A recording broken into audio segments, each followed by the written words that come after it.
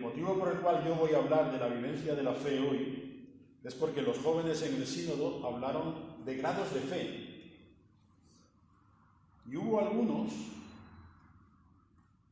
que parece como que no entendía muy bien qué decían los jóvenes cuando hablaban de grados de fe, ¿no? Hubo una división de opiniones e incluso una cierta incomprensión por parte de algunos. Ese es el primer motivo por el cual yo he querido profundizar hoy en el tema de la vivencia de la fe. ¿Tenían razón los jóvenes al hablar de grados de fe? Y el segundo, yo creo que es la crisis de fe que vivimos hoy en los países occidentales, que se manifiesta de una manera muy clara en que el número de no creyentes en varios países europeos empieza a superar el de los creyentes. Da igual que sean judíos, católicos, protestantes, los no creyentes superan al número de los creyentes. Hay una crisis de fe. ¿De qué hablamos cuando hablamos de fe, no?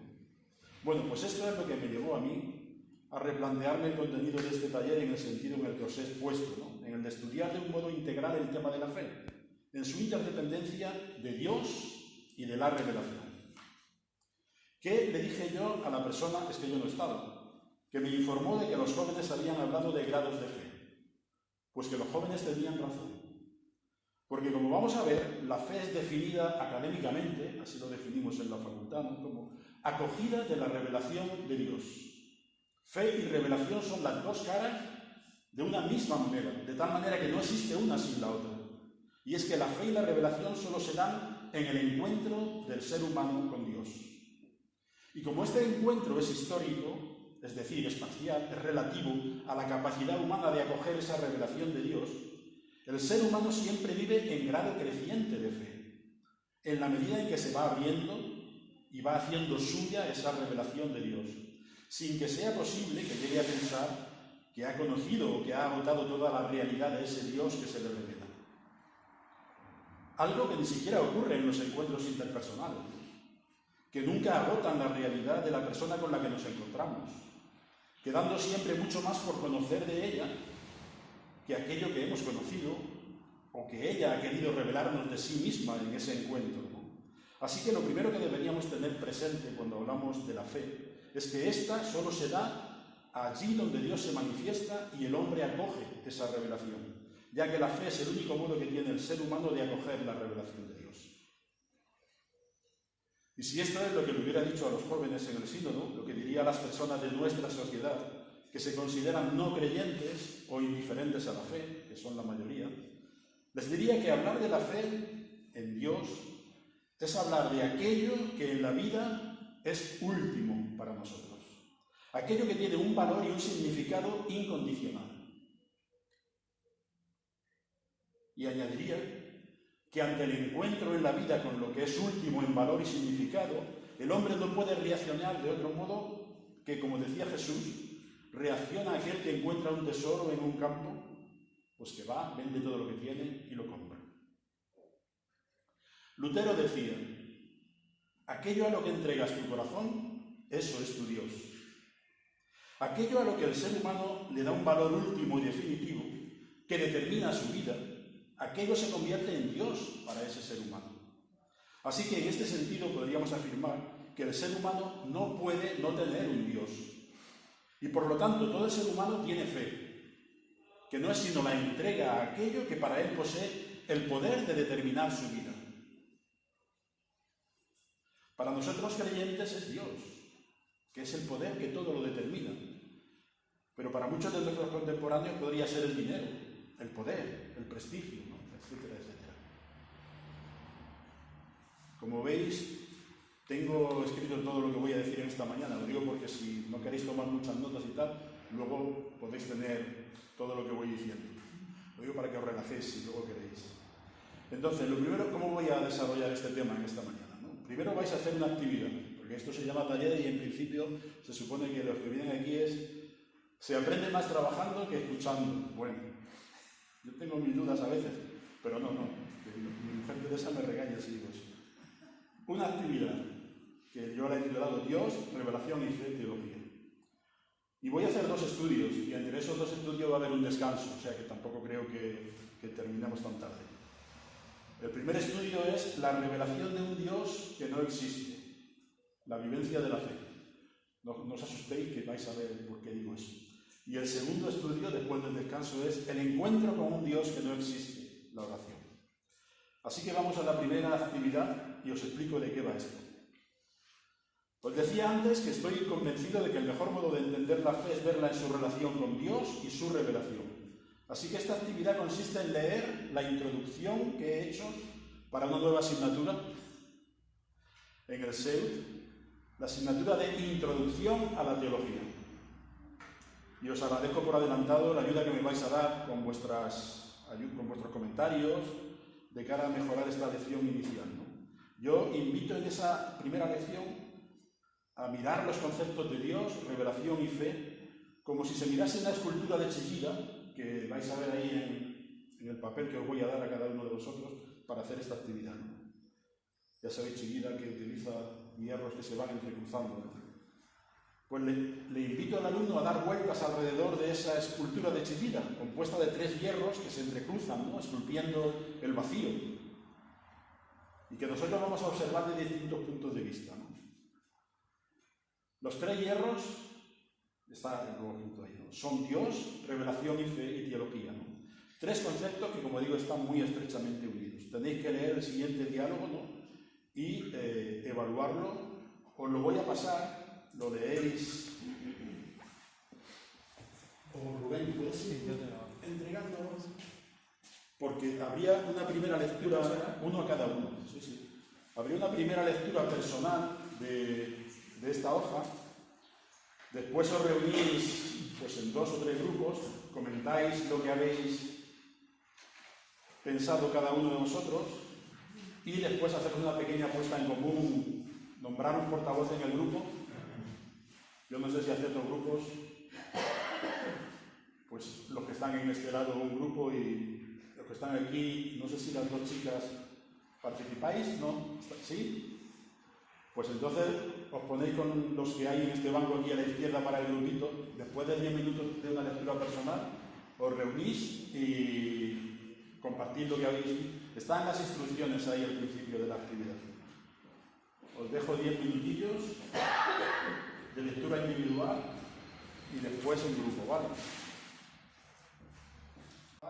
Da para hablar durante mucho tiempo y Manuel ha dicho que para estar toda la vida hablando, o sea que entonces... Bueno, ¿querríais resumir a alguien de un grupo y de otro lo que habéis dicho? Algunas ideas mínimas, aunque sea, no toda la discusión.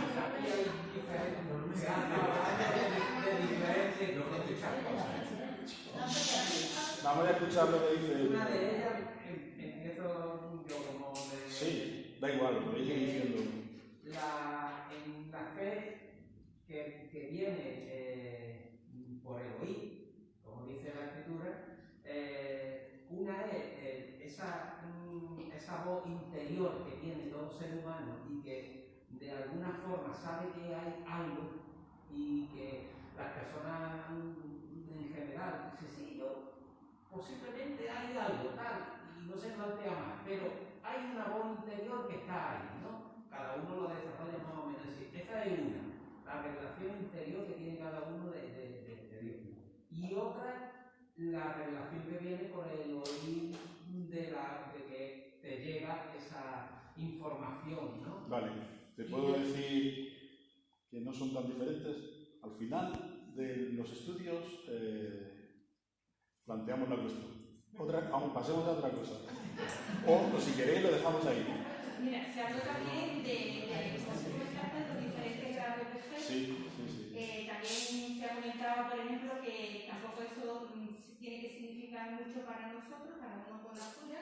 Como decía Carmen, como hablaba también en Alicia, también decía que una pequeña fe es suficiente para el camino, ¿no? Una cosa que sea... No, yo decía que no fue un día periódico que nadie menosprecie que fue muy... Exacto.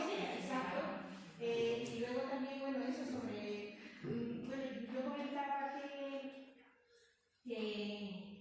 por ejemplo, los tiempos de sequía que todos padecemos, ¿no?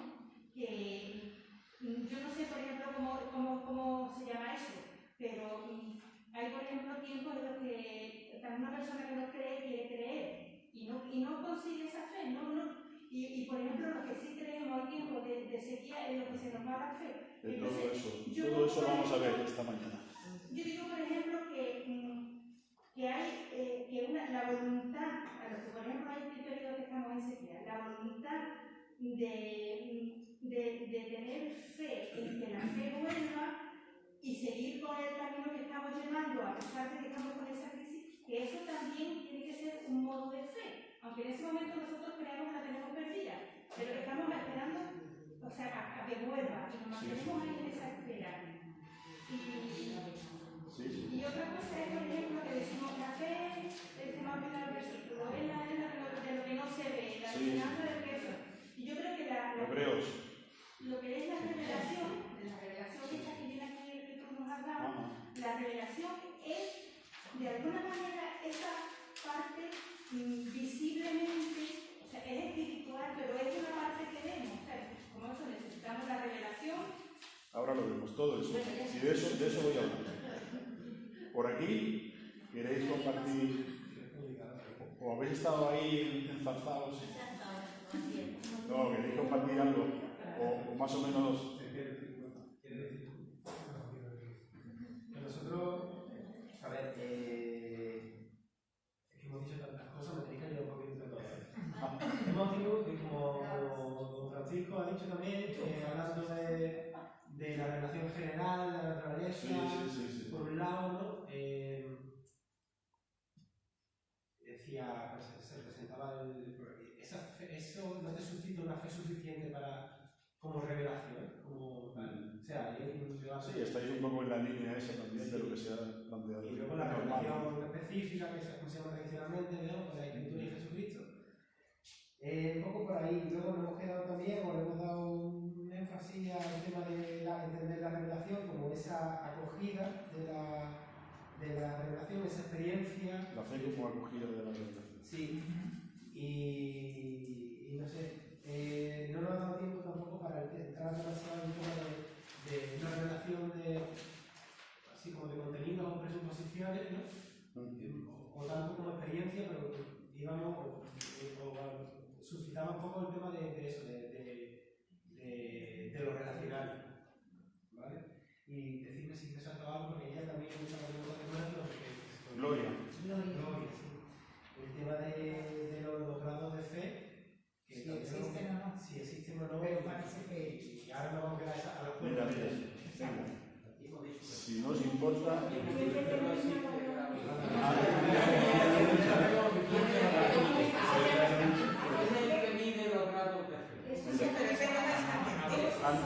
Antes de empezar con mi primer estudio, dos comentarios que las tengo aquí escritas al final de la actividad. Una anécdota que cuenta Bonhoeffer, un gran teólogo protestante alemán. Bonhoeffer escribe en una carta a su amigo porque estaba en prisión. Le decía que había tenido un encuentro en una ocasión con un joven pastor protestante francés. Y ambos compartiendo hablaban acerca de a qué querían dedicar su vida, ¿no? ¿Qué querían hacer con su vida? Y este joven pastor protestante francés le decía con mucha convicción: yo quiero ser santo. Y Bonhoeffer le respondió: yo quisiera aprender a creer. Y es que los creyentes no terminamos nunca de aprender a creer plenamente. Siempre estaremos en camino hacia una fe más plena. No sin razón le decían los discípulos a Jesús: aumentanos la fe. Y la segunda es el modo en el que algunos estudiosos del hecho religioso, en la actualidad, hacen referencia al hecho de creer. Dicen estos estudiosos que si Lutero decía que el hombre es simul justus et peccator, justo y pecador a la vez, hoy habría que decir que el hombre es creyente e increyente a la vez. Simul fidelis et infidelis. Somos creyentes e increyentes a la vez. Es lo que decía nuestro hermano hace un ratito. Tenemos siempre por delante una mayor apertura y acogida a la revelación de Dios que nos está revelando constantemente en todos los acontecimientos de la vida. Un Dios que se nos ofrece en todos los acontecimientos de nuestra vida, como fuente infinita del ser, como fuente infinita de vida y de amor. Y después de estos dos comentarios ya empiezo ya con el primer estudio, ¿no? La revelación de un Dios que no existe, la vivencia de la fe. La actividad que habéis leído termina diciendo: antes de estudiar la teología como ciencia de la fe, estudio de la fe, tenemos que estudiar el hecho de la revelación de Dios. Que es lo que habéis planteado vosotros también. Pues bien, yo digo, antes de estudiar el hecho de la revelación de Dios, creo que es necesario preguntarse por el concepto de Dios. Porque en función de la idea que tengamos de Dios, así entenderemos su revelación. Y voy a hacer lo mismo que hago, os tengo casi como conejillos de indias, con mis alumnos de introducción a la teología, ¿no? Que después de darles este primer diálogo, les doy a leer en modo resumido el primer capítulo de un libro de un gran teólogo protestante francés, alemán también, Emil Brunner, que se titula Nuestra fe, y es un libro que va desarrollando los conceptos de nuestra fe. El primer capítulo se titula ¿Existe Dios? Y aunque sea un poco larga la lectura, yo es que no me resisto, ¿no? Porque antes de hablar de la revelación de Dios, tenemos que entender de qué hablamos cuando hablamos de Dios, ¿no? ¿Existe Dios? Así empieza el libro. Y él dice: a esta pregunta, formulada así, quizás sería mejor responder: no, no existe Dios. Existe la cordillera del Himalaya. Existe un planeta llamado Urano. Existe un mineral llamado hierro. En fin, existen todos aquellos objetos cuyos nombres encontramos en un diccionario. Pero Dios no existe de ese modo. En otras palabras, no existe Dios como objeto de información para el curioso. Dios no es objeto de indagación científica. No es un objeto de conocimiento que podemos añadir a otros objetos, aunque lo consideráramos el más valioso y el más bello. A Dios no se le puede colocar entre las categorías de este mundo como el ser más grande o el más ilustre. Dios no está en el mundo, más bien el mundo está en Dios. Dios no está contenido en tu saber, más bien tu saber está contenido en Dios. Si a la pregunta por la existencia de Dios respondiéramos diciendo que sí, que Dios existe, nos volveríamos a casa con una simple ilusión. Pensaríamos en efecto que Dios es un objeto más que añadir al catálogo de lo que ya conocemos. Y eso no es precisamente lo que Dios puede ser, un objeto más entre otros objetos. Dios no puede ser colocado junto a otros términos de una serie, un elemento más, entre otros muchos, los planetas, las montañas, los minerales. Más bien habría que decir que el hecho de que exista el conocimiento científico es gracias a Dios, pues sin él nada existiría, tampoco el conocimiento humano. Solo porque Dios es posible el conocimiento. De hecho, la pregunta por Dios surge solo porque previamente existe Dios, antes y más allá de todo conocimiento humano. Por lo tanto, cuando preguntamos por el problema de Dios, no por curiosidad, no como el coleccionista de informaciones espirituales, sino como el apesadumbrado que en la inquietud de su propio corazón teme verdaderamente la posibilidad de que no exista Dios y todo sea, en consecuencia, vano y sin sentido, que la vida sea un absurdo. Cuando preguntamos por Dios como aquella mujer que le dice al médico: mi marido vivirá o morirá. Cuando es así que preguntamos por Dios, en el fondo, ya sabemos que Dios tiene que existir. No seríamos capaces de preguntar así por Dios si no supiéramos algo de Él. Si nuestro corazón, que penetra a veces en el fondo de las cosas, no sintiese, aunque de una manera imprecisa, una profunda intuición de Dios. Y es que nuestro corazón distingue entre lo que tiene sentido y lo que es absurdo. Y sabe que lo que tiene sentido debe ser valioso y verdadero, no absurdo. ¿Ves? Nuestro corazón sabe de Dios. Nuestro corazón quiere que Dios sea. Pues de lo contrario, el mal no sería mal y el bien no sería bien. Todo sería equivalente. Sabemos que Dios es porque sabemos que el bien no puede absolutamente equivaler al mal y viceversa. Sin embargo, es posible que dudemos de la existencia de Dios al ver tanta injusticia en el mundo. Pues bien, es posible que no nos demos cuenta de que al actuar así estamos reclamando que Dios sea.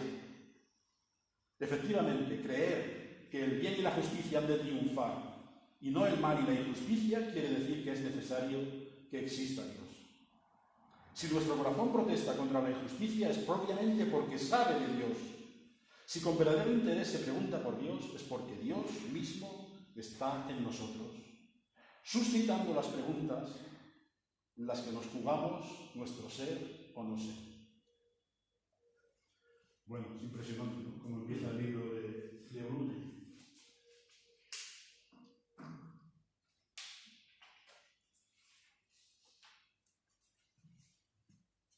Hoy en día, los creyentes del siglo XXI deberíamos ser conscientes, porque creo que es la única forma de entrar en diálogo con los miembros de nuestra sociedad que no entienden absolutamente nada de nuestra fe. Digo que deberíamos ser conscientes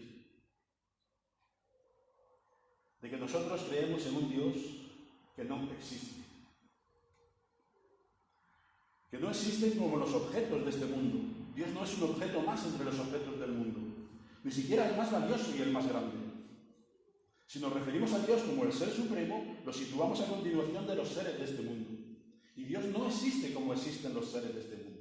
No es, ni siquiera es como son los seres de este mundo, finitos, limitados, temporales. Dios no puede ser pensado en continuidad con los seres de este mundo porque Él es infinito y eterno. Y claro, lo más normal es que uno se pregunte, ¿y cómo me relaciono yo, finito y temporal, con un Dios infinito y eterno? Pues bien, la dificultad de la fe, que es precisamente relacionarse con un Dios infinito y eterno, no sé si aumenta o disminuye cuando a continuación Emil Brunner nos dice en el siguiente capítulo de su libro que la mejor forma de pensar a Dios, a este Dios que no existe, es pensarlo como misterio. Y os voy a leer el principio del segundo capítulo. El misterio de Dios. El que habla de Dios como si fuera su primo hermano y pretende estar muy enterado de todo lo que a Dios se refiere, no puede ser más que un ignorante. Porque la primera cosa y más importante que podemos saber acerca de Dios es que solo sabemos de Él aquello que Él mismo nos revela. E incluso que después de revelarse sabemos todavía menos que antes. Sabemos menos que antes cuán inalcanzable está de nuestro pensamiento y de nuestra imaginación. El vasto campo de conocimiento del ser humano puede ser llamado el mundo, pero Dios no es el mundo y por ello está más allá de nuestro conocimiento. Dios es misterio. No es un enigma, porque un enigma tarde o temprano puede resolverse. Pero decir que Dios es misterio significa reconocer que no podemos abarcarlo.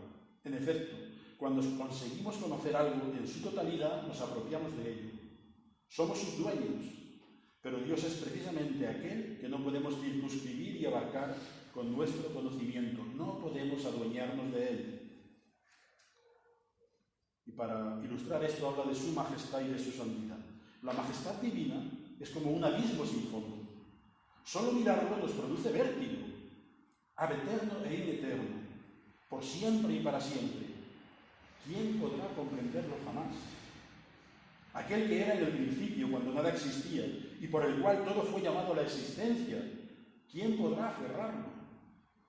El pensamiento de la majestad divina nos revela nuestra pequeñez y nuestra impotencia, nos recuerda que somos polvo.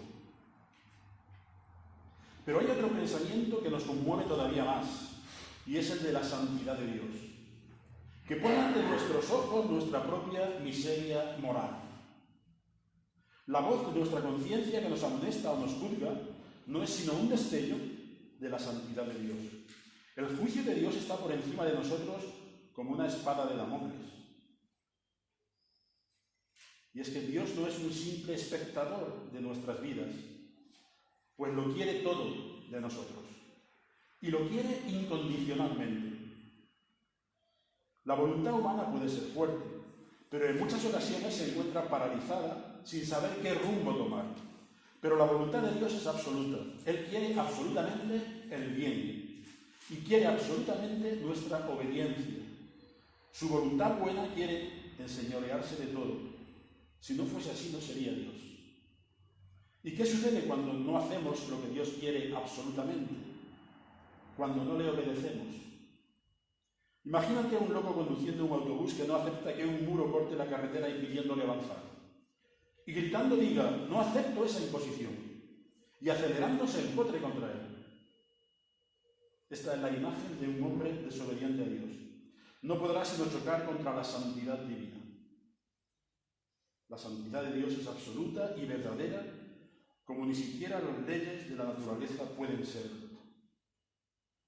Que la desobediencia del ser humano se estrelle contra la santidad de Dios, Dios resiste a los soberbios, es más cierto que la misma ley de la gravedad, según la cual todos los cuerpos caen cuando dejan de estar sostenidos. Dios quiere absolutamente la obediencia. Es por ello que aborrece absolutamente la desobediencia. Quien persevera en la desobediencia cae bajo la tremenda realidad de su propio mal. Cae bajo la realidad de la ira de Dios. He aquí el significado de la santidad de Dios. Bueno, así acaba este segundo capítulo, resumido, es un poquito más largo. Es tremendo, ¿no?, cómo habla de Dios, Brunner. Y al principio de hablar de Dios como misterio dice, incluso después de revelarse sabemos todavía menos que antes cuán inalcanzable está de nuestro pensamiento y de nuestra imaginación. Dios es misterio porque está más allá de la comprensión del hombre. San Agustín decía, si lo comprendiste, no es Dios. Brunner nos dice que Dios es misterio hablándonos de la majestad y de la santidad de Dios, hasta ahora. Y yo debería terminar aquí mi lectura del libro de Brunner, pero es que no porque incluso viene muy bien con lo que habéis dicho. Yo debería ya empezar a hablar de la revelación de este Dios que no existe y que es misterio, ¿no? Pero no me resisto a leer lo que Brunner dice sobre esa voluntad de Dios. Y al hacerlo estoy dando un salto tremendo de alguna manera, nos situaríamos casi al final del taller, porque ya no estoy analizando la revelación y la fe, ¿no?, sino que estoy presentándoos el contenido concreto de la revelación, que es lo que reclamabais. A ver, ya, cosas concretas. El contenido concreto de la revelación. Brunner lo que hace es precisamente hablar de la revelación cristiana de Dios, en línea con el modo en que lo hace Pablo en su carta a los romanos. Pues lo que dice Brunner, como vais a ver, se basa en la revelación de Dios en nuestro Señor Jesucristo. Fijaos cómo continúa él hablando de la voluntad de Dios. Pero el misterio de Dios no se agota aquí. La voluntad auténtica de este Dios santo, aquello que Él quiere absolutamente, es el amor. Esa es su verdadera actitud hacia nosotros. Amor absoluto. Esto es lo que quiere decir. Darse a nosotros, llevarnos a Él, que nos unamos a Él. Esto es lo que Dios quiere. Esto es lo único que quiere absolutamente, la comunión. Y para comunicarse a sí mismo ha creado el mundo. Con este mismo fin nos creó a nosotros, para vivir en comunión con nosotros. Esto es fruto de la revelación cristiana. Por eso no ha abandonado a sí mismo al mundo, a esta humanidad que no quiere saber nada de Él. Es más, ha corrido detrás de ella como una madre lo hace detrás de un hijo desobediente, perdido en medio de la ciudad, hasta que lo encuentra, y no ceja en ello por más que le digan que su hijo es un ingrato que no se merece su amor. Así es Dios. Así se ha revelado en Jesucristo. Se nos ha dado a conocer como aquel para quien nada es demasiado. No es demasiado habitar en medio de las miserias humanas. No es demasiado dejarse aplastar y calumniar para que su hijo desobediente no se pierda. Porque el Hijo de lo humano ha venido para buscar y salvar lo que se había perdido. Este es el verdadero significado de la misericordia de Dios. Debemos tener presente esto, junto a lo que hemos dicho sobre la majestad y la santidad de Dios, para evaluar la grandeza del amor divino. No hay nada extraordinario en que un mendigo extienda su mano a otro mendigo, pero que un rey desmonte de su caballo para dar la mano a un mendigo, ¿quién ha visto algo así? Que el Rey Celeste, cuya majestad supera todo lo que podamos imaginar, descienda para ir detrás de su criatura desobediente hasta el fango de sus miserias, solo el amor de Dios puede revelárnoslo. Tal amor de Dios solo el Evangelio, y tan solo el Evangelio, lo conoce. Y nosotros, los mendigos, nosotros deberíamos entender bien quién es este Rey que ha descendido hasta nosotros. Deberíamos entender bien la grandeza de su amor y dejar que penetre en nuestro corazón y nos transforme. Felices seremos si nos dejamos invadir por el amor de Dios. No hagamos de nuestro corazón una fortaleza y rindámonos a las suaves palabras que vienen de lo más profundo y verdadero de nosotros mismos, que vienen de lo alto.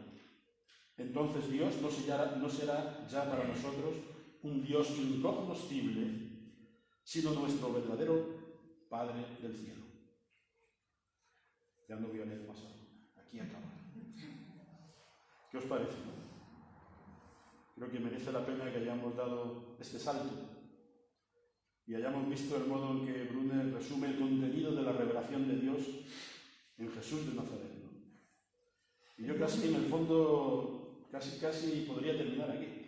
Perdón un momento, hermano. Sí. En todo lo que has dicho, el amor es lo principal que hay. Si no hay amor, no hay nada. Okay. Por mucho lo que tenga. Efectivamente. Si no hay amor, no tienes nada. Pues como os decía, casi podríamos terminar aquí, pero no he hecho yo el viaje de Madrid a Málaga para leeros el texto de Brunner, ¿no? De su libro. Lo tengo en PDF, si alguno lo quiere se lo envío y lo puede volver a leer también, además de esto que ya está escrito. Pero es que el final de Brunner, de esta parte que acabo de leer, me viene como anillo al dedo para pasar a hablar precisamente de la revelación de Dios. ¿Puedes ir preparando el ordenador? Me viene como anillo al dedo para pasar a hablar de la revelación de Dios y de la fe humana. Venga, ya vamos a aterrizar. Fijaos cómo termina Brunner. No hagamos de nuestro corazón una fortaleza y rindámonos a las suaves palabras que vienen de lo más profundo y verdadero de nosotros mismos, que nos vienen de lo alto. Brunner identifica las palabras que vienen de lo alto, es decir, de Dios, con las palabras que vienen de lo más profundo y verdadero de nosotros mismos. Y cuando esto sucede, entonces Dios deja de ser un Dios incognoscible y pasa a ser nuestro verdadero Padre, el Abba de Jesús de Nazaret. Pero Brunner nos ha dicho que para que este encuentro con Dios se produzca, para que podamos acoger con fe la revelación de Dios, es necesario que no hagamos de nuestro corazón una fortaleza. Brunner pone delante de nosotros aquello que impide o que hace posible nuestro encuentro con Dios. La dureza de nuestro corazón o la apertura del mismo. El encuentro con Dios solo se produce en lo más profundo de nuestro ser. No en su superficie, se produce, como decía San Juan de la Cruz, del ser en su más profundo centro. Pues bien, yo os animo a entrar en el más profundo centro de vuestro ser, que creo que es lo que consigue la oración que ahora os invito a escuchar en la siguiente presentación. Es una oración cantada. ¿Quién? La presencia que te habita. La presencia que te habita, que te impulsa a ser ese quién para nosotros. Termina esta presentación.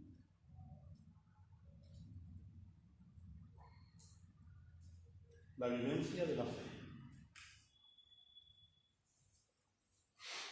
Yo creo que este vídeo tiene la capacidad de trasladarnos, como decía San Juan de la Cruz, del ser en su más profundo centro, allí donde se produce el encuentro con Dios. Ahora bien, si hay algo que la primera vez que yo escuché este vídeo me dejó pensando, meditativo, fue esa afirmación final, ¿no?, acerca de la presencia con mayúsculas que nos habita. Estoy convencido de que si hay algo que es necesario entender bien para entender el encuentro del ser humano con Dios, para entender los conceptos de revelación y fe, es precisamente el hecho de esa presencia con mayúsculas en nosotros. Y es lo que voy a intentar analizar a continuación. Hemos visto que Brunner hablaba del misterio de Dios hablando de su majestad, de su santidad y de su voluntad.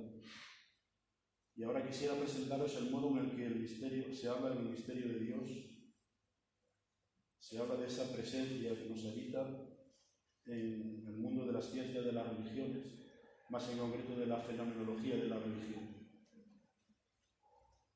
Pero antes de nada, para intentar disipar esa posible perplejidad que puede producir en nosotros, al menos a mí me lo produjo, el hecho de hablar de la presencia con mayúsculas que nos habita a todos los seres humanos, dejad que os presente la siguiente definición que voy a analizar. Presencia, con mayúscula, originante e inobjetiva. Ese sería el primer término que voy a analizar. Presencia, originante e inobjetiva. ¿De qué? De la más absoluta trascendencia. ¿Dónde? En la más íntima inmanencia. Así habla la fenomenología de la religión. De hecho, me estoy basando en un libro de Juan Martín Velasco, que fue profesor mío de fenomenología de la religión en Madrid. Tiene un libro más de divulgación que se titula Mística y Humanismo. Y sí, esta definición yo sé que puede resultar muy abstracta, ¿no? Pero voy a ir analizándola poco a poco. Pero antes, me gustaría disipar esa posible alarma que puede producir en nosotros, en nuestros oídos modernos, oír que nos habita una presencia con mayúsculas, ¿no? Y es que somos hijos de los maestros de la sospecha, como diría Paul Ricoeur, ¿no? Refiriéndose a Nietzsche, a Marx y a Freud, ¿no?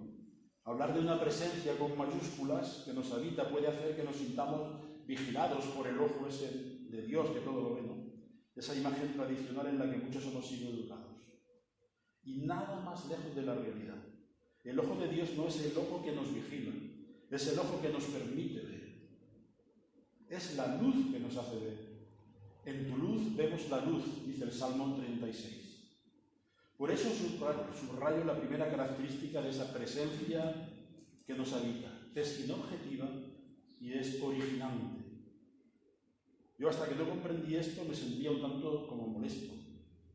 Pero comprendí que Dios no está al final de mi conocimiento, de mi amor, de mi fe, de mi deseo, sino que Dios está en el origen de mi conocimiento, de mi amor, de mi fe, de mi deseo, como fuente infinita de ser, como fuente infinita de vida y amor.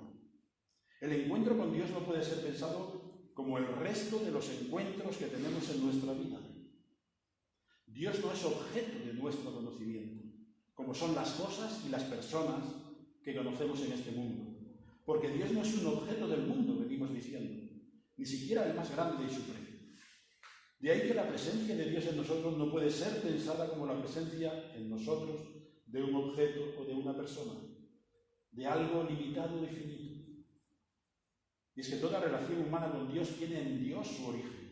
Podemos hablar de conocimiento de Dios, pero eso no significa que hagamos a Dios objeto de nuestro conocimiento.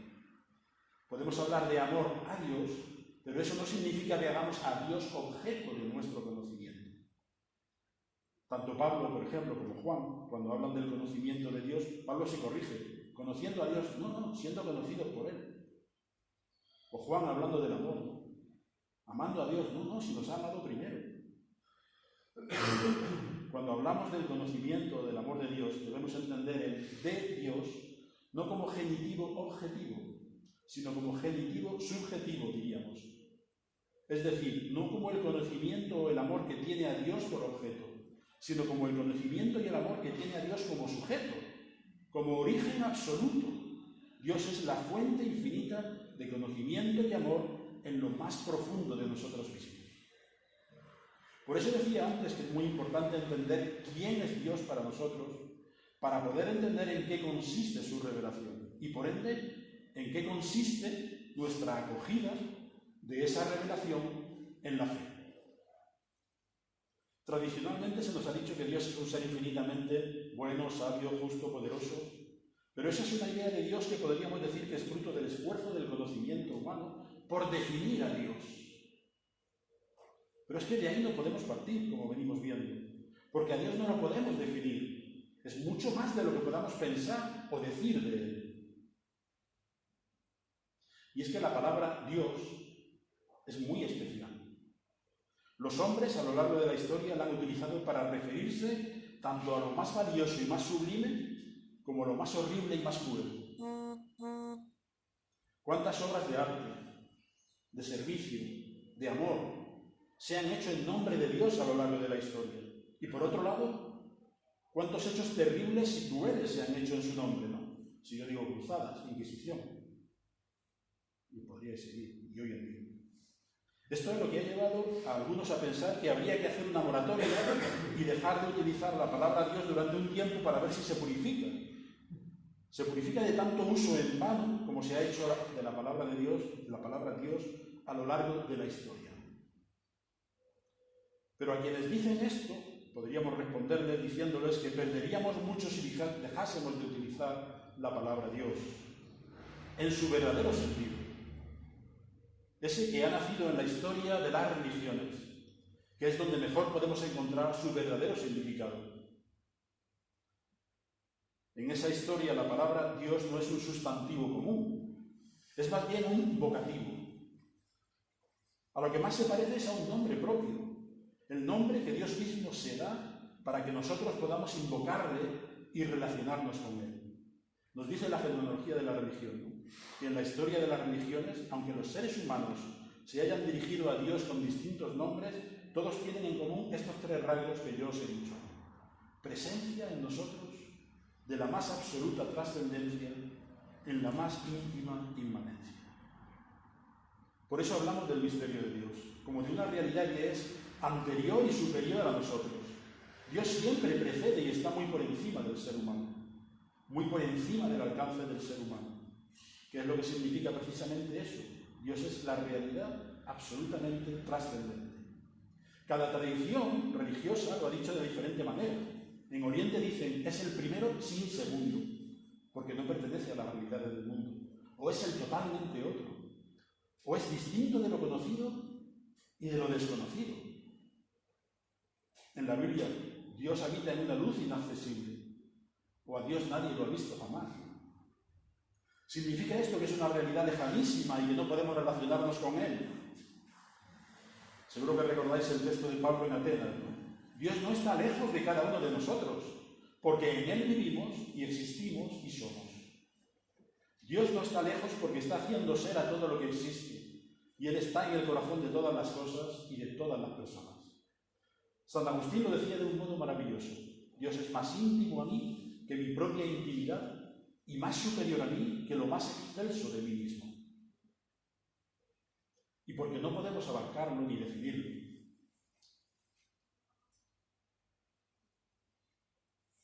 Sin embargo, sí que necesitamos, como el sediento del agua, saber cómo es ese misterio, trascendente e inmanente que nos habita.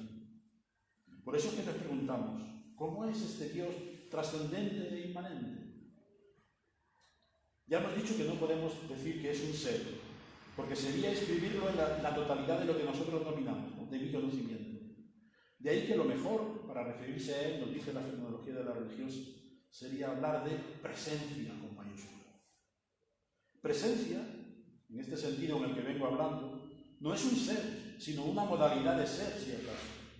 Es un acto de ser. Es aquel ante quien existe todo lo que existe. Es presencia de la absoluta trascendencia de Dios en lo más íntimo de nosotros mismos. Pues bien, esta presencia que no abarcamos, este fondo de nosotros mismos que nosotros mismos no abarcamos y que es la presencia de Dios en nosotros, no podemos hacernos cargo de Él sino nombrándolo. Por eso decimos, Dios Padre de nuestro Señor Jesucristo, o el Altísimo, un lenguaje simbólico. Sin estas imágenes no podríamos tomar conciencia de esa presencia en nosotros. Pero ojo, esas imágenes, esos símbolos no son Dios, son conceptos de Dios. Nuestras ideas de Dios no son Dios. De ahí que el maestro Edgar dijese, Dios mío, líbrame de mi Dios. Es decir, Dios mío, líbrame de mis ideas de Dios, que yo no te encierre ni te limite en ellas. Es decir, el mejor modo de tomar conciencia de esa presencia inobjetiva y originante en nosotros es no encerrarlo en nuestras ideas y conceptos, es invocarle recurriendo a nuestra tradición religiosa, en concreto nuestra tradición bíblica. Dios siempre es el Dios de alguien en ella, el Dios de Abraham, de Isaac, de Jacob, el Dios de Moisés, el Dios de Elías, de Isaías. Y nosotros como cristianos sobre todo lo hacemos invocando al Padre de nuestro Señor Jesucristo. Pues en la vida, muerte y resurrección de Jesús de Nazaret es que nosotros nos encontramos con la revelación culminante de Dios. En Jesús Dios se ha hecho uno con nosotros, Dios con nosotros. En Jesús tenemos el rostro humano de Dios. Jesús nos revela quién es Dios a través de cómo vivió su relación con los seres humanos y con Dios. Nos lo muestra en sus parábolas, en sus gestos, pero sobre todo en la donación de sí mismo en la muerte de la cruz y en la respuesta de Dios resucitándolo de entre los muertos. De ahí que podemos decir que Dios es amor, como decía Bruno, y que en el amor de Jesús por nosotros se nos revela el amor infinito de Dios. Jesús amó a los suyos hasta el extremo de dar su vida por ellos, y en ese amor nos muestra a dónde llega el amor de Dios por nosotros, el extremo al que llega. Bueno, creo que ya he hablado bastante de Dios y algo menos y algo de su revelación. Pero creo que ahora tengo que hablar de la fe. Venga, ya te río, con esto acaba. ¿Qué respuesta puede dar el ser humano a este Dios, a esta presencia que lo habita? Como vengo diciendo, lo mejor que puede ayudarnos a entender nuestra relación con Dios es nuestra relación con otro ser humano. Yo preguntaría, ¿cómo podemos acoger la revelación de sí mismo que nos hace otro ser humano? ¿Racionalmente? ¿Sentimentalmente? ¿Empáticamente? Se dice hoy. Para que esa revelación del otro pueda progresar y crecer, es necesario que la acojamos con fe, con confianza en el otro, con amor hacia el otro. Si no hay fe de por medio, no hay revelación de la intimidad del otro. Y el encuentro interpersonal se queda en lo más periférico de nosotros mismos. Pero como vengo diciendo, aunque tengamos esto en mente y pueda ser una ayuda para entender la relación con Dios, el encuentro con Dios es algo radicalmente diferente. Veámoslo. Lo primero que habría que decir es que es una actitud humana totalmente nueva. Si la comparamos con las demás actitudes que tenemos frente al resto de las cosas del mundo, frente a ellas, frente a las cosas y las personas, nosotros somos el centro, somos el sujeto, y los demás son el objeto de nuestro conocimiento. El hombre es el centro y todo lo demás gira a su alrededor. Pues bien, con esta actitud es imposible que Dios aparezca en nuestra vida. El primer paso del creer es reconocer a Dios como Dios. Y esto significa adoptar ante Dios una actitud en la que el ser humano se trasciende radicalmente a sí mismo. ¿Qué significa esto? Que el ser humano deja de ser el centro de la relación. Es decir, que pone en el centro de la relación con Dios a Dios mismo. Y a partir de ahí, desde el momento en que acepta a Dios como el centro de su vida, comienza a vivir de una manera enteramente distinta. Mientras el hombre es el sujeto, todo lo demás gira alrededor de él. Pero para que Dios sea el centro de su vida, el hombre tiene que adoptar una actitud nueva. Que la palabra humana que mejor lo expresa es fe, confianza. Confianza, que consiste en hacer descansar el centro de nuestra vida en Dios. Confiarle la propia vida. Poner nuestra vida incondicionalmente en las manos de ese Dios. Cuando eso sucede, la palabra de Dios se adueña del hombre entero y desplaza su centro de gravedad fuera de él. Y es que la fe es un acto de obediencia, por medio del cual el hombre se confía total y libremente en Dios. Y si la fe es esto, la fe no es un acto más de la vida, sino el comienzo de una nueva manera de vivir. Ahora bien, parecería que cuando el hombre hace descansar el centro de su vida en Dios, está perdiendo su centro y pasa a ser un hombre descentrado. Y en realidad no hay nada más lejos de la realidad, porque lo que en verdad sucede es que hace descansar el centro de su vida en su verdadero centro, que es la realidad a la que se orienta todo nuestro ser, la presencia con mayúsculas, que tira de nosotros como meta de nuestra vida. Consentir a esta fuerza de atracción, a ese amor con mayúsculas, no es descentrarnos, es coincidir con lo mejor de nosotros mismos y realizarnos de manera más plena, es salvarnos. Por eso San Pablo, cuando ha cedido a esa toma de sí mismo por el Señor, dice en Filipenses: vivo de la fe en el Hijo de Dios. La fe es el núcleo a partir del cual se desarrolla el conjunto de su vida. Vuelvo a decir que la imagen humanamente imperfecta para hablar de esa relación de fe con Dios es la imagen de la relación interpersonal del amor. Porque en el amor sucede algo maravilloso. Igual que en el amor, también en el ser creyente, el sujeto recibe de otro la certidumbre de su existencia. Recibe de otro la conciencia del valor de su propia persona.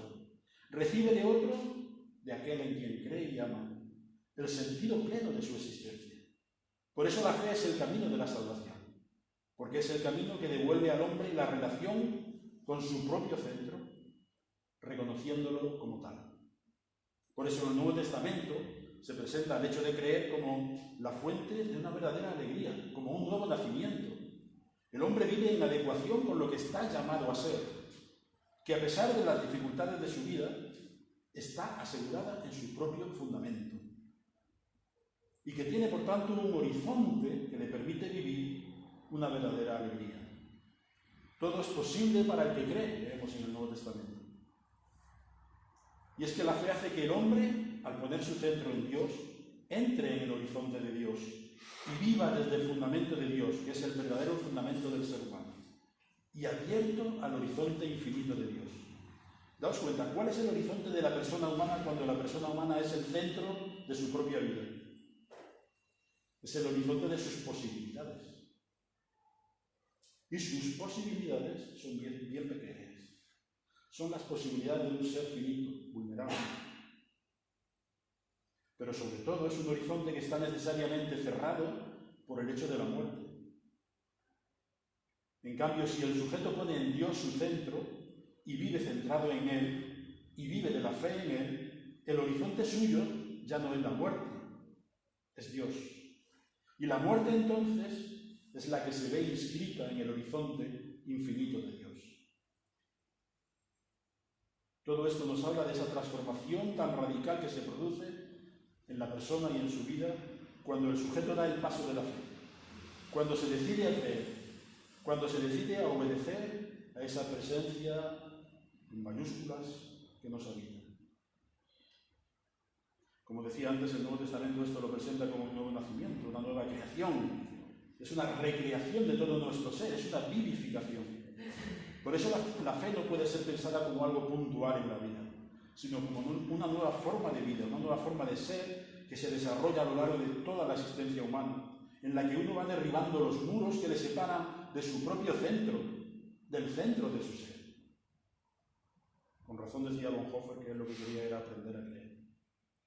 O dicho de otro modo, la apertura y la acogida de la revelación de Dios en la fe no termina nunca.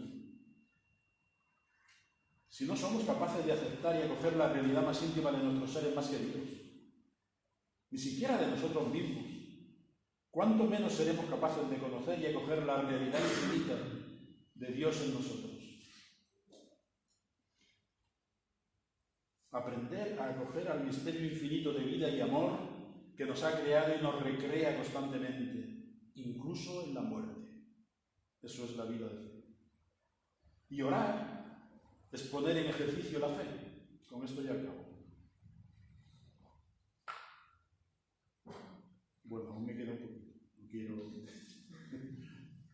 A ver si acabamos, ¿no? Me quedan 5 minutillos. Orar, es que así ya preparo la segundo estudio. Orar, acabo ya esto en unos 5 minutillos y nos vamos al descanso. Decía que orar es poner en ejercicio la fe. Sin oración no hay fe.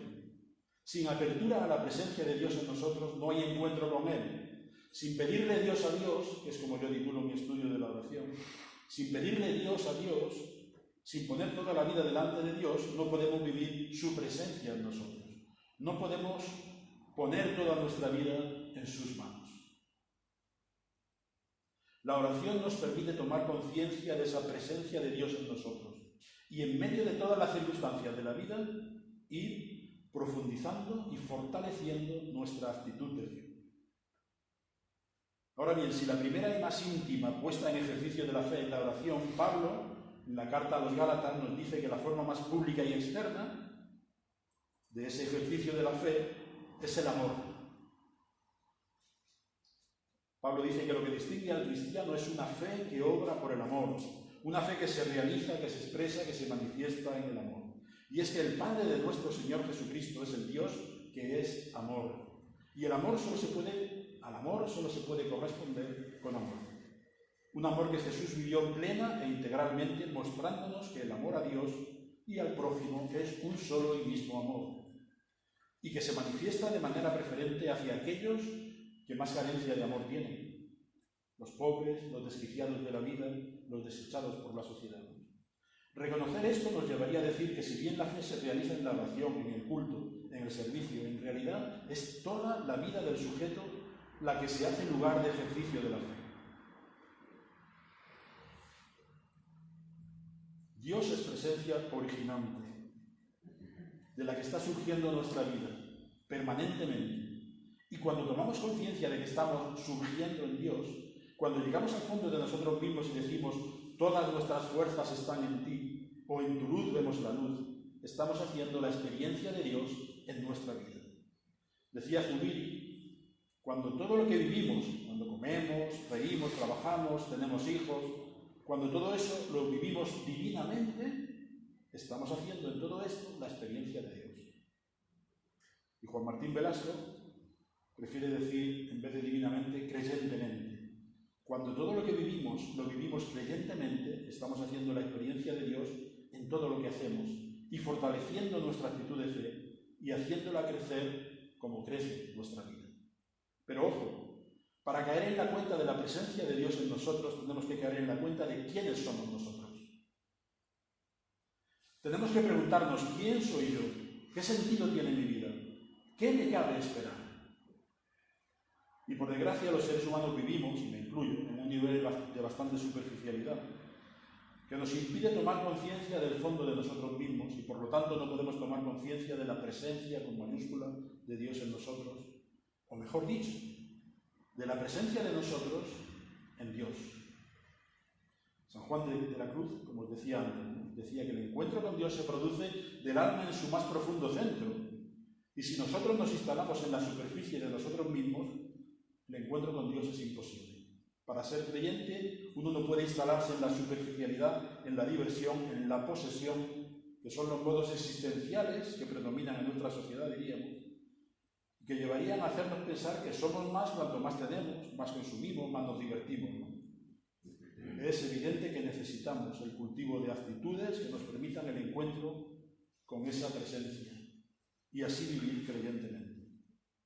Es evidente que la oración es la más personal e íntima vivencia de la fe, como veremos en el segundo estudio que tendremos después del tiempo de descanso. Gracias. Pues si al principio del taller os pedía disculpas por cambiar parcialmente el contenido, que no ya habéis visto de qué va, al empezar este segundo estudio, ahora sí que debo hacerlo, pedir disculpas porque lo he cambiado radicalmente. Voy a hablar de la oración y lo he titulado El encuentro con un Dios que no existe. Y os debo una explicación.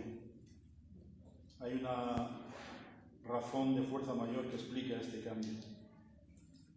Es que yo pensaba dedicar el pasado fin de semana y el lunes, que era festivo, a escribir todo lo que había pensado y estudiado sobre la obediencia de la fe en romano. Pero el sábado a las 7:30 de la mañana, Teresa y yo recibimos una llamada telefónica que alteró radicalmente nuestros planes. Un amigo muy querido, un hermano, como un hermano. De hecho estuvo en presidio aquí, Rubén se acuerda, ¿no? Pues tuvo un infarto y estuvo en la UCI del hospital de nuestra ciudad, porque vivimos los dos en Torrejón. Estuvo en la UCI ingresado y Teresa y yo estuvimos acompañando a la familia por casi 24 horas al día, hasta el martes a las 8 de la tarde que murió. El miércoles también estuvimos con la familia y yo más en concreto preparando el acto de despedida que se celebró a las 8 de la tarde en el tanatorio. La familia me pidió que nos llevara yo. Así que el jueves, cuando a media mañana terminé de escribir el primer estudio, me di cuenta de que no iba a tener tiempo de escribir el segundo sobre Romanos, ¿no? Sobre textos de Romanos. Pero después de un tiempo de duda acerca de qué hacer, me vino como una especie de revelación.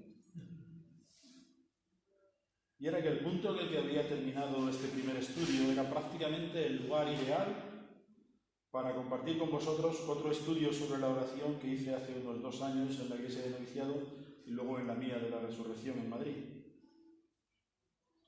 ¿Y por qué? Pues porque terminábamos precisamente el primer estudio sobre la vivencia de la fe diciendo que en realidad es toda la vida la que se hace lugar de ejercicio de la fe, pero que podríamos distinguir como 2 puestas en ejercicio de la misma, ¿no? Una más interna, más íntima, a través de la oración, y otra más externa y pública, a través del servicio de amor a los otros. Pues bien, vosotros me diréis al final, ¿no? Pero creo que este estudio sobre la oración viene como anillo al dedo para seguir profundizando en nuestro estudio sobre la vivencia de la fe. Y así es como lo he titulado, ¿no? El encuentro con un Dios que no existe, ya me entendéis. La oración. Y yo lo comenzaba leyendo el Salmo 139. Tenemos tiempo. Yo voy a hablar 35 minutos. Digo, y me miran un reloj en nuestra iglesia y yo. Os leo el Salmo 139, que es como introducción, y Mateo 6, 5 al 15, que son textos a los que yo hago referencia durante el estudio, y entonces casi es mejor que los lea, aunque seguro que los conocéis perfectamente y os suenan, ¿no? Ahora cuando yo lo lea lo vais a recordar sin ningún problema. Señor, Salmo 139. Tú me examinas y me conoces. Fijaos, yo he venido hablando del misterio de Dios, la presencia con mayúsculas que nos habita, ¿no? Parece que este autor de este salmo ya hubiera estudiado fenomenología de la religión. Señor, tú me examinas y me conoces. Sabes cuando me siento o me levanto. Desde lejos penetras mis pensamientos. Tú adviertes si camino o si descanso. Todas mis sendas te son conocidas. No está aún la palabra en mi lengua y tú, Señor, ya la conoces. Me envuelves por detrás y por delante y tus manos me protegen. Es un misterio de saber que me supera, una altura que yo no puedo alcanzar. El infinito. Una altura que no puedo alcanzar. ¿A dónde podré ir lejos de tu espíritu? ¿A dónde escaparé de tu presencia? Si subo hasta los cielos, allí estás tú. Si me acuesto en el abismo, allí te encuentro. Si vuelo sobre las alas de la aurora y me instalo en el confín del mar, también allí me alcanzará tu mano y me agarrará a tu derecha. Aunque diga que la tiniebla me encubra y la luz se haga noche en torno a mí, pues no es oscura la tiniebla para ti, pues ante ti la noche brilla como el día. Tú formaste mis entrañas, me tejiste en el vientre de mi madre. Te doy gracias porque eres sublime. Tus obras son prodigiosas. Tú conoces lo profundo de mi ser.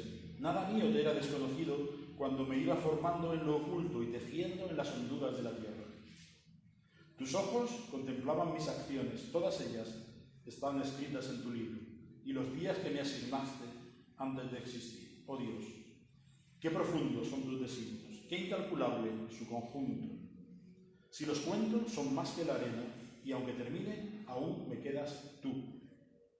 Ojalá, Dios mío, hicieras morir a los malvados y se apartaran de mí los sanguinarios. Ellos hablan de ti con menosprecio y se levantan contra ti sin motivos. Señor, ¿no voy a odiar a los que te odian y a despreciar a los que se levantan contra ti? Examíname, oh Dios, y conoce mi interior. Ponme a prueba y conoce mis pensamientos. Mira si en mi camino hay maldad y guíame por el camino eterno. Y el otro texto que cogí como referencia para este estudio sobre la oración era el de Mateo, capítulo 6, versículos 5 al 15, que paso a leeros también. Cuando oréis, le decía Jesús a sus discípulos, no oréis como los hipócritas, a quienes les gusta orar de pie en las sinagogas y en las esquinas de las plazas, para que los vea la gente. Os aseguro que ya han recibido su recompensa. Tú, cuando ores, entra en tu habitación, cierra la puerta y ora a tu Padre, que está en lo secreto. Y tu Padre, que ve en lo secreto, te premiará. Y al orar no os perdáis en palabras como hacen los paganos, creyendo que Dios los va a escuchar por hablar mucho. No seáis como ellos, pues ya sabe vuestro Padre lo que necesitáis antes de que vosotros se lo pidáis. Vosotros orad así. Y el Padre nuestro.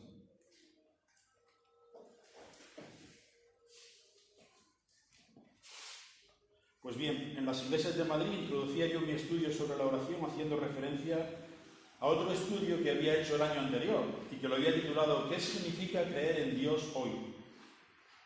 A lo cual yo respondía diciendo, creer en Dios hoy es vivir unido a Dios y unido a todos los seres humanos tal y como vivió Jesús. Y el motivo por el cual yo les proponía estudiar la oración ese año era porque vivir unido a Dios y a todos los seres humanos solo es posible si nuestra vida es una vida de oración auténtica y constante. Solo quien vive en un diálogo profundo y permanente con Dios puede vivir en unión con Dios y con todos los seres humanos. Porque esa vida de comunión con Dios y los seres humanos no es fruto de nuestros esfuerzos, sino fruto de la gracia de Dios, que se hace presente en nuestras vidas como fuente infinita de vida y amor. Pues bien, yo defino la oración esencialmente como una toma de conciencia de la presencia de Dios en nuestras vidas. De ahí que sea tan importante la oración, porque vivir la vida como creyente es vivirla desde la unión con la presencia de Dios que nos habita, que nos sostiene, que nos impulsa, que nos hace ser. Vivir la vida como creyente es vivir en un diálogo constante y profundo con nuestro Padre, es decir, vivirla en comunión con Él. Ahora bien, ¿cómo orar a un Dios en el cual vivimos y existimos y somos? ¿Cómo orar a un Dios que nos envuelve totalmente? Que nos envuelve como nos envuelve la atmósfera o la gravedad, diríamos hoy, traduciendo esa experiencia de Dios que hemos leído en el Salmo 139. ¿Cómo orar a un Dios que antes de que la palabra llegue a nuestra boca, resulta que ya la conoce toda? ¿Cómo orar a un Dios que antes de que le pidamos nada ya sabe perfectamente cuáles son nuestras necesidades? Tal y como dice Jesús a sus discípulos, ¿no?, en el texto de Mateo. Es obvio que orar no puede consistir, desde ningún punto de vista, en informar a Dios de nuestras necesidades, de nuestros sufrimientos, de nuestros anhelos, de nuestras esperanzas. Pues antes de que lleguemos a formularlas en nuestra mente, Dios ya las conoce. Es más, no solo hemos de tener en cuenta esto cuando oramos, que Dios ya conoce todo lo que hay en nosotros, sino también y sobre todo que Dios no es un Dios mezquino, permitidme esta expresión. Es decir, Dios no es un Dios al que tengamos que arrancarle lo que le pedimos por nuestra insistencia en la oración. Lo que quiero decir cuando digo que Dios no es un Dios mezquino es que Dios, daos cuenta, Dios siempre es donación infinita o absoluta, incondicional, de sí mismo a todas las criaturas. Dios siempre se ha dado, se está dando y se dará infinitamente a todas sus criaturas. Dios es el mismo antes de que tú le pidas y después de que tú le pidas. Porque en Dios no hay cambio ni sombra de variación, decía Santiago, capítulo 1, versículo 17. No os engañéis, queridos hermanos, todo lo que es bueno y perfecto viene de lo alto, del Padre de las luces, en quien no hay cambio ni sombra de variación.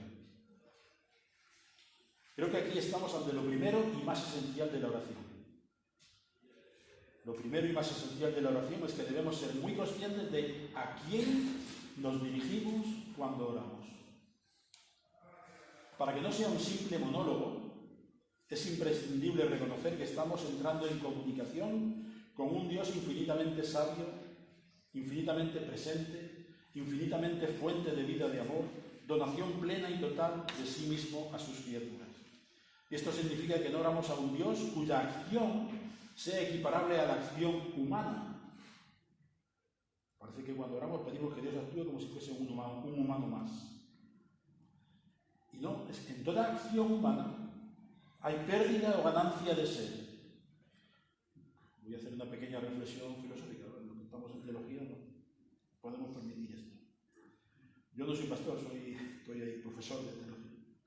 Pero yo creo que se entiende. En toda acción humana hay pérdida o ganancia de ser. Nuestra acción es finita, histórica, relativa, imperfecta. Cuando actuamos, nunca sabemos con exactitud las motivaciones que nos mueven, las consecuencias que desencadenan nuestra acción, el contexto global en el que se enmarca nuestra acción. Y por lo tanto, como decía, ignoramos la pérdida y la ganancia global del ser que nuestras acciones implican. Pues bien, no podemos proyectar en Dios nuestra forma de actuar y pensar que en la acción de Dios hay pérdida o ganancia de ser. En Dios no hay cambio ni sombra de variación, pues Dios es el fundamento permanente de todo cambio.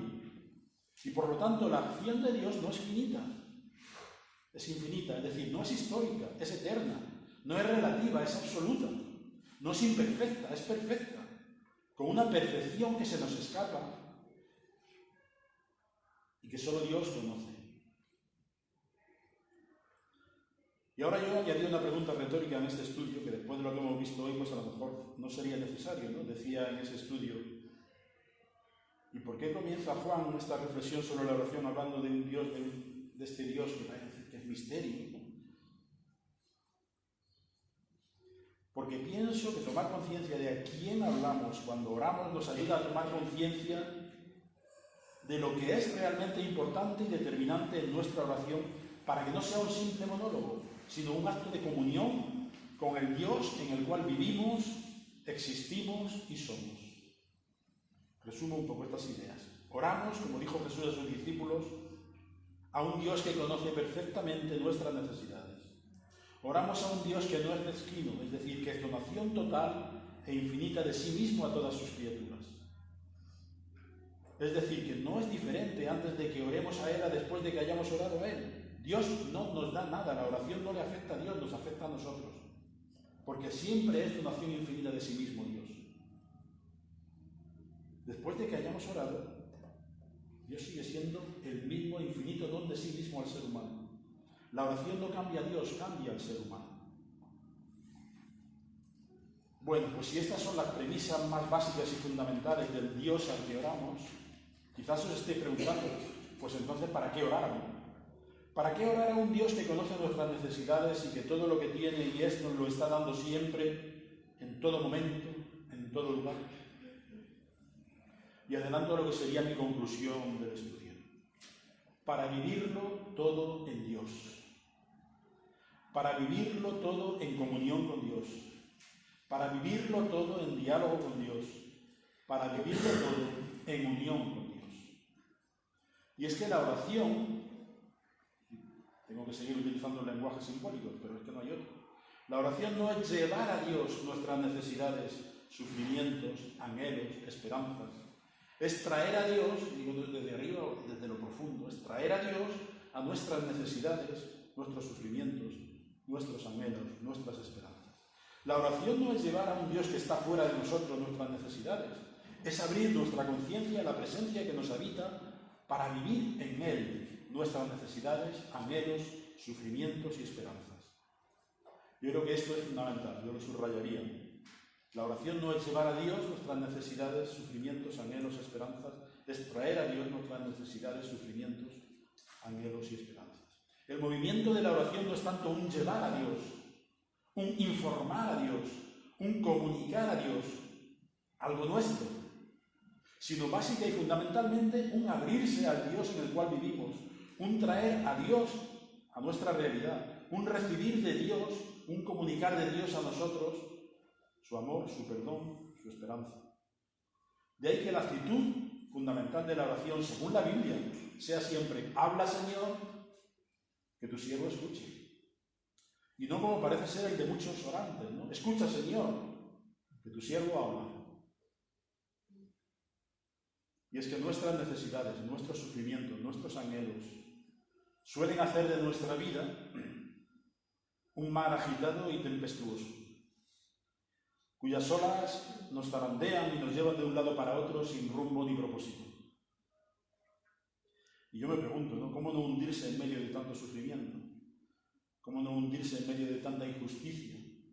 ¿Cómo no hundirse en medio de tanta pobreza, superficialidad, mezquindad, como hay en nuestro mundo e incluso en nosotros mismos? ¿Cómo recuperar el rumbo y el propósito de nuestra vida? Es obvio que necesitamos más de Dios en nuestras vidas, que necesitamos traer a Dios a nuestras vidas, para que ponga algo de luz en medio de tantas sombras, para que ponga algo de verdad en medio de tantas mentiras, para que ponga algo de justicia en medio de tantas injusticias. Necesitamos pedir Dios a Dios, para que nuestra vida recupere el rumbo y el propósito de existir. Por eso yo titulo este estudio sobre la oración, Pedir Dios a Dios. Y en el título intento resumir, ¿no?, mi comprensión de la oración. Pero aunque resuma en este título lo esencial de mi estudio, está claro que la oración no es solo petición, ni siquiera básicamente petición, pues un diálogo con alguien al que solo le pedimos cosas es un diálogo bastante pobre, ¿no? Es más, seguramente ni siquiera lo calificaríamos de diálogo, sería un monólogo de un pedigüeño. La petición a Dios está enmarcada en un diálogo de amor con aquel que es fuente infinita de amor. De ahí que la oración sería más bien un reconocer Dios a Dios, un agradecer Dios a Dios, un alabar Dios a Dios. Pablo en Romanos dice que es el Espíritu el que ora en nosotros, ¿no? Porque nosotros prácticamente ni sabemos. Deberíamos sumarnos a ese modo de orar del Espíritu. Un pedir Dios a Dios porque somos seres precarios, vulnerables, inconstantes y a veces mezquinos y egoístas, ¿no? Necesitamos que la verdad de Dios, el Espíritu de Dios, nos transforme y nos vivifique. Me pregunto si muchas veces cuando dejamos de lado la oración no es porque no queremos exponernos a su poder transformador. No queremos poner nuestra vida frente al espejo de la verdad de Dios, de la justicia de Dios, del perdón de Dios, del amor de Dios. Aquel que ora, aquel que trae a Dios a su vida, aquel que trae la verdad de Dios a su vida, la justicia de Dios a su vida, el perdón de Dios a su vida, el amor de Dios a su vida, es transformado por esa verdad, por esa justicia, por ese perdón, por ese amor, y vive la vida en unión con Dios y en unión con todas las criaturas. Así es como yo resumiría el poder transformador y vivificador de la oración. ¿Y sabéis qué? Pues traer a nuestras vidas la verdad de Dios, la justicia de Dios, el perdón de Dios, el amor de Dios, en nuestra tradición cristiana, es traer a nuestras vidas a Jesús de Nazaret, el Cristo de Dios. No somos los cristianos creyentes que no tengamos concretada en una vida la verdad de Dios, su justicia, su perdón y su amor. Traer a nuestras vidas toda la realidad de Dios es traer a nuestras vidas las actitudes de vida de Jesús, su modo de vivir unido a Dios y a todos los seres humanos. Es más, incluso su modo de morir. Murió como don de sí mismo a Dios y a los demás. Por eso es salvífica su muerte, no porque sufriera. En una teología terrible hay detrás de muchas interpretaciones de la muerte de Jesús. Es salvífica porque la muerte de Jesús es el último acto de amor, don de sí mismo a Dios y al don de sí mismo al reino de Dios, por el cual vivió. Por eso todo lo que pedimos en oración, en el nombre de Jesús, dice el evangelista Juan, es decir, unidos a Él, el Padre nos lo concederá. ¿Y qué es todo lo que podemos y debemos pedir al Padre en unión con su Hijo Jesucristo? Sino que su verdad y su amor nos transformen, que vivifique nuestra vida y la vida de todo lo que existe. Sí, hermanos, necesitamos la oración como el pan de cada día. Necesitamos la oración como agua vivificadora que renueva nuestra vida. Necesitamos la oración como vida de nuestra vida, porque sin la oración la vida de fe se agosta y se marchita. Sin unión con Dios vivimos sin rumbo y sin propósito. Sin unión con Dios vivimos a la deriva. Y no solo nosotros. Esto que digo creo que puede hacerse extensivo a nuestras familias, a nuestras iglesias, a nuestras sociedades. También ellas, para no vivir sin rumbo ni propósito, para no vivir a la deriva, necesitan de Dios. También ellas necesitan de la verdad de Dios, de la justicia de Dios, del perdón de Dios, del amor de Dios. De ahí que también sea responsabilidad nuestra, de aquellos que vivimos en unión con Dios, traer a Dios, mediante nuestras oraciones, a nuestras familias, a nuestras iglesias, a nuestras sociedades. Oramos para pedir el Espíritu de Dios, que es el Espíritu de Jesús, a Dios. Oramos para pedir Dios a Dios, pues sin Dios la vida no es vivible. Y recordar que toda vida vivida en la justicia y en el amor es una vida vivida en Dios, tal y como dice la primera carta de Juan. La oración. Pedir Dios a Dios para vivir en Dios o desde Dios. Y es que en la oración entramos en ese diálogo con el fundamento de nuestras vidas. El creyente sabe que sin unión con ese fundamento su vida pierde el rumbo. Se trata de vivir desde el fundamento de nuestra vida, no desde la superficie de nuestras necesidades ni de nuestros anhelos. Se trata de vivir desde la fuente esa infinita de amor.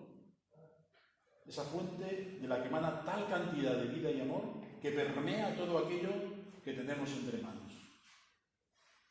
Quizá alguien se esté preguntando, pero ¿cómo podemos vivir desde Dios? ¿Cómo podemos poner a Dios en el centro de nuestras necesidades, sufrimientos, anhelos, esperanzas?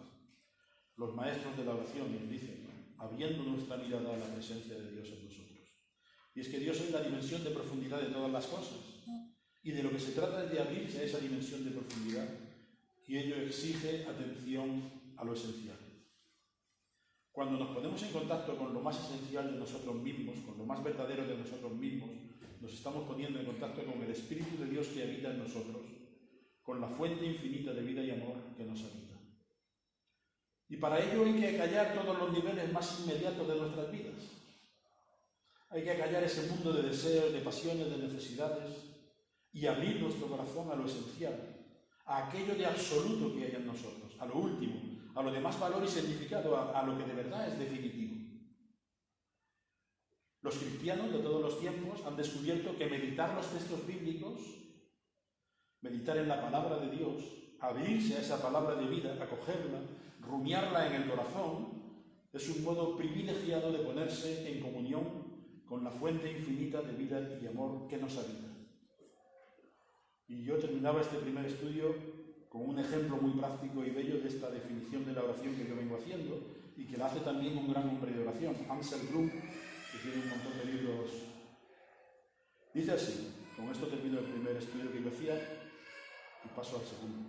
Pero fijaos cómo define la oración. En la oración le presento a Dios mis sentimientos, pasiones y temores, para que pueda percibirlo a través de ellos como el fundamento más profundo de mi alma, en el que finalmente encuentro la paz.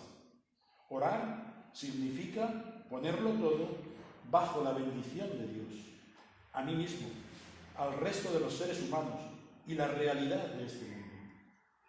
Si oramos de este modo, podemos experimentar que todo se convierte en bendición para nosotros y que nosotros mismos somos bendición para los demás.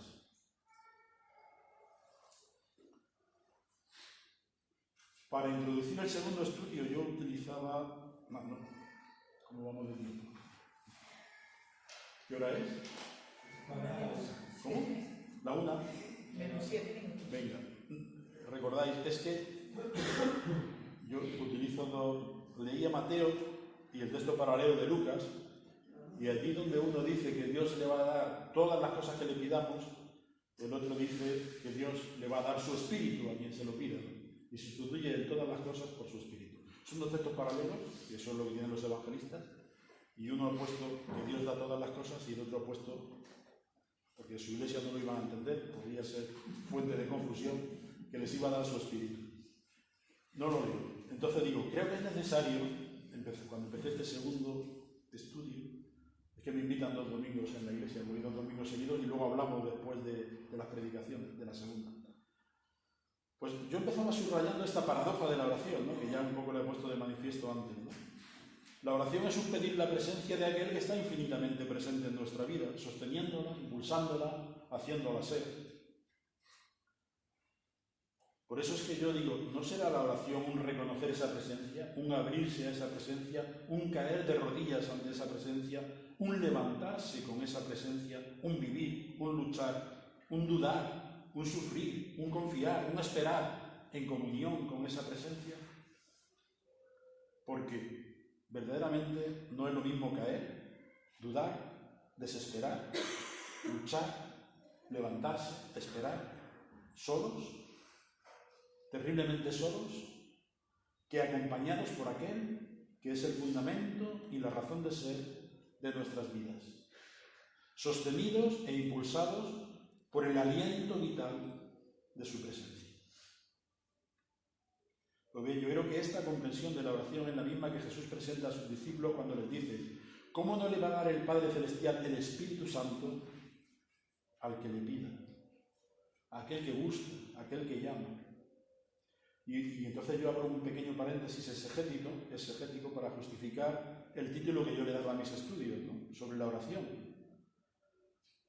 Lo que os comentaba antes, ¿no? Este dicho de Jesús solo nos lo transmiten Mateo y Lucas. Y nos lo transmiten con esa pequeña pero significativa diferencia, donde Mateo dice que el Padre Celestial dará cosas buenas, todas las cosas buenas, a quien se las pida. Lucas dice que el Padre Celestial dará el Espíritu Santo a quien se lo pida. ¿Qué pensáis que es más fácil? ¿Que Mateo sustituyera al Espíritu Santo por cosas buenas o que Lucas sustituyera cosas buenas por el Espíritu Santo? Nos dicen los especialistas que no hay razones para pensar que Jesús dijo las dos cosas en diferentes momentos. Pues es evidente que los dos evangelistas están utilizando una colección de dichos de Jesús, la fuente Q, no sé si habéis oído hablar de ella, y cada evangelista adapta las palabras de Jesús al mensaje que quiere transmitir en su evangelio, teniendo en cuenta sobre todo la comunidad a la cual dirige su evangelio. Las palabras de Jesús no eran palabras caídas del cielo. Muchas de las palabras que los evangelios ponen en boca de Jesús jamás las pronunció Jesús, pero sí está en la fuente de esas palabras, ¿no? Porque la fuente de esas palabras es el Espíritu de Dios que cada evangelista adapta a su comunidad, ¿no? Podríamos decir. En todas esas palabras del Evangelio alienta el Espíritu de Dios que movió a Jesús y que hizo que, digamos que Jesús es la palabra de Dios, la palabra plena y definitiva de Dios a los seres humanos. Por eso yo decía que orar es pedir Dios a Dios. Lucas dice que es pedir el Espíritu Santo a Dios. Y en el fondo yo creo que Mateo está diciendo lo mismo, porque las cosas buenas que Dios da a quien le pide son las cosas que reciben en el Espíritu de Dios. Todo aquello de nuestras vidas que recibimos y alcanzamos en el Espíritu de Dios, eso es precisamente lo realmente bueno para nosotros, podríamos decir. Pedid y recibiréis, buscad y encontraréis, llamad a la puerta y se os abrirá, pues Dios os dará su Espíritu, su aliento vital, y en unión con Él todo será bueno para vosotros. Pues a los que a Dios aman, todas las cosas ayudan a bien, dirá Pablo. Así que en este sentido podríamos decir que tanto Lucas como Mateo coinciden en este mensaje. Pedid Dios a Dios. Y Dios os dará su Espíritu sin medida. Buscad más de Dios en vuestras vidas y Dios os dará más de su verdad y de su amor. Llamad a las puertas de la vida con mayúsculas y Dios os abrirá y colmará vuestro corazón con su presencia. Y es que toda búsqueda de la verdad y de la justicia, todo anhelo de libertad, todo esfuerzo por la paz, todo servicio de amor que el ser humano realiza, es una oración a Dios.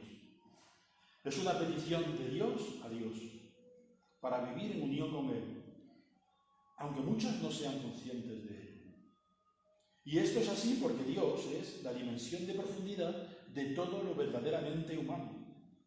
Y de lo que se trata en esta vida es de vivir en profundidad, es decir, de vivir en comunión con lo más verdadero de nosotros mismos, con lo más esencial, superando todo lo que nos aliena de Él, todo lo que nos empuja a vivir divididos, escindidos, alejados de lo más esencial de nosotros mismos. El que está atento a lo esencial de la vida, ora. Cuando nos abrimos a lo más esencial de nosotros mismos, cuando vivimos en unión con lo más verdadero de nosotros mismos, estamos viviendo en comunión con el Espíritu de Dios, que habita en nosotros, en unión con la fuente infinita de vida y amor que nos hace ser. Y eso es lo que nos permite vivir todo lo que sucede en nuestras vidas, nuestras necesidades, sufrimientos, temores, esperanzas, todo lo que sucede en lo cotidiano de nuestras vidas sin perder la unidad con lo más profundo y verdadero de nosotros mismos. La oración nos permite eso, vivir todo en la vida en unión con lo más esencial de nosotros mismos, porque nos permite reconocer y abrirnos a aquello que hay de absoluto en nosotros, a lo último, a lo que no perece, a lo que es de más valor y significado, a lo que es definitivo. El evangelista Juan decía que es a la vida eterna que hay en nosotros. Y si esto es lo esencial de la oración, si lo que está en juego en la oración es nada más y nada menos que nuestra unión con la fuente infinita de vida y amor que nos habita, quizás más de uno se esté preguntando, ¿y ahora cómo orar? ¿Cómo abrirse a esa presencia? ¿Cómo dialogar con ella? ¿Qué palabras pueden abrirnos el camino de acceso a esa presencia, ¿no? Con estas preguntas nos situamos de lleno en la práctica de la oración. Si hasta aquí he estado reflexionando sobre lo que podría ser la esencia de la oración, voy a hablar brevemente acerca de la práctica de la oración y ya termino este estudio. Para la práctica de la oración, vuelvo a insistir en teoría. Es decir, no hay mejor práctica que una buena teoría. Pero bueno, aterrizo en la práctica. Vuelvo, pero es que claro, ahí volveré a insistir. Es muy importante tener en cuenta lo que determina todo diálogo auténtico, vengo diciendo, toda comunicación en profundidad. Para eso es necesario ser consciente de con quién estoy dialogando, quién dialoga y qué nos decimos. ¿Quién dialoga? Lo vengo diciendo. Quien ora es nuestro yo más profundo, más auténtico, más verdadero. No entra en comunión con Dios nuestro yo más distraído, más agobiado, más inmerso en las preocupaciones cotidianas. El encuentro con Dios no se da sino en lo más profundo y verdadero de nosotros mismos. Por ello es condición indispensable para la oración ser conscientes de quién dialoga. Y tanto más lo es ser conscientes de con quién dialogamos, con la fuente infinita de vida y amor que nos hace ser y que es lo más verdadero de nosotros mismos. Y como creo que acerca de esto ya he hablado bastante, ¿no? Paso a lo que sería el tercer punto, ¿no? ¿Qué se dice en Dios y nuestro yo más profundo? Antes decía que la actitud fundamental de la oración, según la Biblia, es siempre habla, Señor, que tu siervo escucha, y no escucha, Señor, que tu siervo habla, ¿no? En todo diálogo hay tiempo para hablar y para escuchar, y tanto uno como otro forman parte del diálogo. Así que también cuando estamos en silencio, escuchando, estamos orando. Está claro que en la oración queremos ser escuchados, pero quizá lo primero sería reconocer que Dios quiere que le escuchemos. Pablo llega a decir que en el fondo no sabemos qué decirle a Dios y que es Dios mismo quien ora en nosotros, quien pronuncia las palabras verdaderas de ese diálogo entre los dos. Es por ello que el evangelista Juan nos invita a orar en el nombre de Jesús, es decir, en unión con Jesús, porque Él es la palabra más verdadera que Dios y el ser humano han dialogado.